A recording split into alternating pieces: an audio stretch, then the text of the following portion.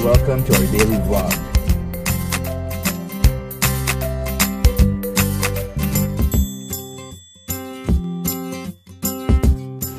So guys, enjoy watching. Good morning, nasa bahay pa kami. Check this out guys. Wee! Super punit. Sabi niya, after dito tatapon ko na to. May trabaho ako. May trabaho doon kasi nagtitui siya sa mga butas-butas na sauna. So, tibali bibili kami ng bago after wedding na lang.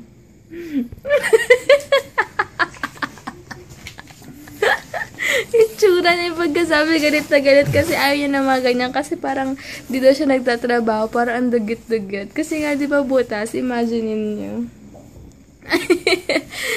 It's 8:10 na. Medyo late ngayon kami kasi na-traffic si Heinz pa uwi. So, pero ngayon papunta na kami. Hindi nga niya ako nabili ng banana. So, habang naglalakad doon na lang ako kakain, madalian. So, good morning guys! Iba naman yung intro ko ngayon sa sa opening. Sa pag-start ng vlog namin. Late na kasi natawanan pa kami, kukwentuhan pa kami dito para hindi kami kikita later. Sige guys! Hello guys! Andito na kami ngayon sa Uniwide. Last day ng workout namin ngayon. Bukas pahinga. Bukas magte-treat siya sa mga office mates niya. So, mamaya ko na ikukwento. Late na kami. Treat siya sa work niya bukas kasi last day. Tapos, kasi ang hirap daw kasi ng parking doon sa kanila. So, ang mangyayari, hatid ko siya. Bibili mo lang kaming pizza, hatid ko siya, tapos uwi ako. Kasi nga, nahirapan. May ginagawa yata yung parking nila doon. Ginagawa yung parking nila doon. Kaya, wala siya, nahirapan siya mag-park. So, hatid ko na lang siya, uwi na lang din ako. Kaya, yun yung balak namin bukas. Tapos, Friday, super loaded din ng Friday namin. So, magsa-start na kami kasi late na. Ulit-ulit ako, diba? Basta, start mo na kayo. Mamaya tayo mag-willow, guys. Tapos na kami mag-stairs. Ano nga pala, yung rubber shoes ko pasiraan na rin. Pero timing naman nasisira yung sanas at saka rubber shoes niya. Kaya, siguro, asikasuhin namin lahat after na lang ng wedding. Pero kaya pa naman. Yung gilid ng rubber shoes ko parang gumanon. Ano bang tawag doon? Nag-ano siya? Basta, kaya, tsaka na kami bibili ng bago next week na. Kasi muna namin yung wedding and yung bahay. So, mag-skipping rope na kami, guys. Yung asar na asar siya, sira yung sauna suit niya. Pupunitin na daw niya yan mamaya. Kasi last nagamit na rin naman, sirain na niya. Ayun ko ba dyan, di matanggap. Na mo. Yan yung shoes ko. Ayun o. Mamaya ipapamigay ko na rin to. Para baka pwede pa nilang paggawa. Tapos diba? Kawawa naman yung shoes ko. Pero sabi ni Heinz, shoes daw muna bibilin bago sauna suit. Kasi mas priority naman yung shoes ko.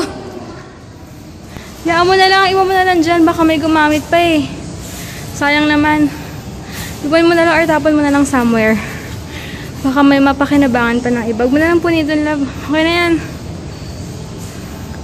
May makakagamit pa niya, makakapulot niya. Huwag mo na anahin na kanya. Hindi sa'yo okay pa, no?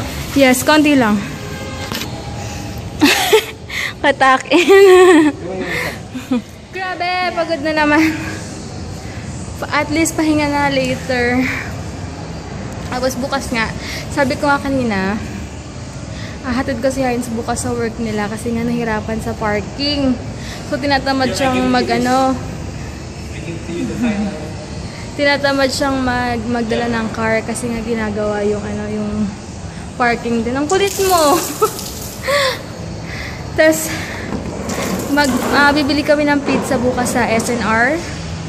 2 box. Tapos, ewan ko magdadala rin ata yung mga office mates niya ng mga food. Ay! Magdadala rin. So, yun lang. Celebrate lang nila. Kasi nga hindi niya ma-invite lahat ng office mates niya dun sa venue namin. Kasi alam niyo naman, limited lang yun. Kaya, mag-treat na lang siya bukas. And then, Friday, darating yung tita ko. Hi, Tita Yana! See you on Friday! Maaga siya darating. Kaya maaga rin kami sa Cavite. Tapos after that, after Cavite, magpapadentist kami. Basta, lahat gagawin namin pagsama-sama namin ng Friday. Tapos, Saturday kasama ko na naman sila si Snitch. Si March daw, hindi ko alam, nasa Palawan ata siya ng November 7 to 10, nasa Palawan siya. Kaya hindi ata siya makaka-attend ng wedding namin. Pero, okay lang, unahin niya muna yun. Mas importante naman yun. Kaya, yun lang. And pababa na kami. Mapababa na rin kami. Pasensya na kanina, medyo mula ako sa ulirat mag-explain kaninang bago kami mag-workout. Pero ngayon, parang na-recharge na naman yung utak ko dahil nakapag-workout ako and nakapagpapawis ako. Feeling ko parang fresh na naman ako. Yun lang feeling ko. So, yun lang guys, bababa na kami. Sige, tingin tayo. Yun. Sabi sa Hens, daw kami ng malaking parang cabinet ba yun? Parang, Hindi cabinet. Yan parang same na utility box mo.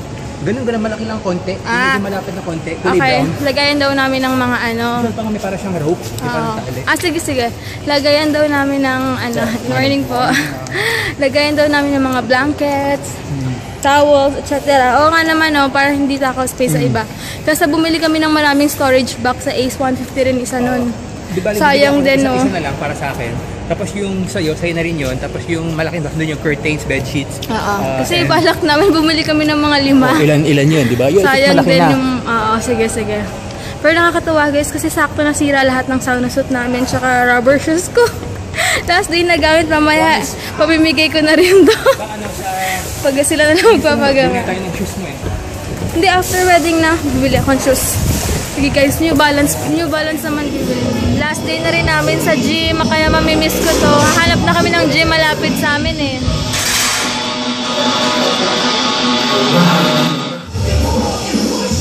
Alam nyo ba guys, blessed din kami kasi kahapon nag-post yung Mandawi Foam.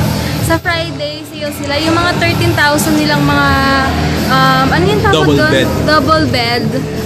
9,000 na lang. Kaya i-avail na namin siya sa Friday. Yung Pupunta foam pala niya is magandang klase, is memory foam. Yeah, super. With spinal support.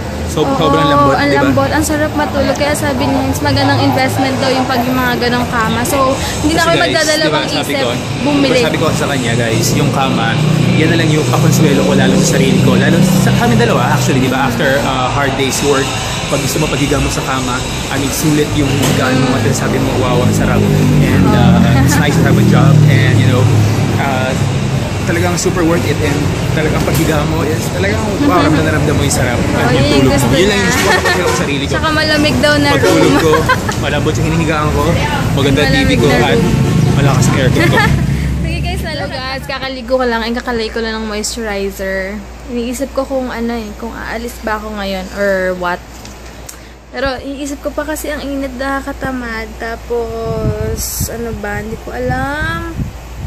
Pero parang kailangan kong umalis na hindi ko maintindihan. Tama, baka umalis na lang ako. Magde-deposit ako, tapos magde-deposit, tapos magko-collect ako ng mga payments ngayon. Para bukas wala na ako masyadong alalahanin. Ayan. Pabasa pa hair ko and medyo mainit pa sa labas. So maya-maya na ako aalis. And kakain na din ako dun sa labas. So guys, later na lang. Hello guys, ito na ako ngayon sa SM. And alam nyo ba, another good news. Yung pagsistaya naming, sa Eurotel, before ng wedding namin, free lang yun, 2 executive room yung binigay sa amin. Kaya ang dami talagang blessing, nakakatawa. Thank God talaga sa lahat ng blessing. Imagine niyo ang mahal din at kung 12 hours lang kami, diba? Tapos executive room siya. So, kaya thank God talaga. Ang lakas ng hangin. Dito na ako follow up ko lang sa photographers namin yung yung kung saan na kami mag-stay.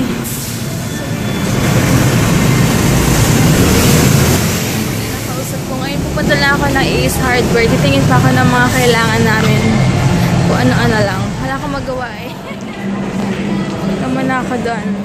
Ganito ata yung sinasabi ni sa cabinet, lagayan ng kung ano-ano namin. Ano ba yun? Parang ganyan. Bili ako nitong dalawa. Tingin ako kung saan ako kakain. Kasi sa Domino's, ayoko na ng pasta nila kasi nga walang lasa. Pero tingin ako sa Cafe Front. Tatry ko yung cheesy beef lasagna. Guys, ang bagong buhay na ako. Naubos ko na yung pagkain ko. Ay, medyo madumi lang.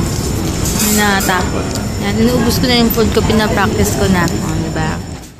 So guys, masarap yung lasagna nila and cheesy, super cheesy. Kaya okay naman siya. Worth it naman sa 195 pesos na kinain ko finally. Pero yung carbonara nila, wag yun ang itry. Guys, nakauwi na ako. Kanina pa, nanood lang ako ng mga vlogs ng iba. So, tinry ko yung Ever Bilena na stick nila. Ino-observe ko pa kung okay siya. Pero mukhang okay naman. Pero, check ko muna. Di pa ako bumili. Gusto ko lang ma-make sure kung talagang effective siya.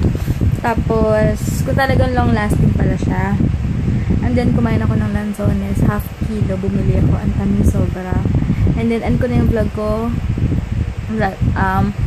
Iayusin ko na yung final list ng mga guests. Hindi na matapos-tapos, no? Kasi maraming dumadagdag. So, ngayon, iayusin ko na. Tapos, ipapaprint ko na rin siya.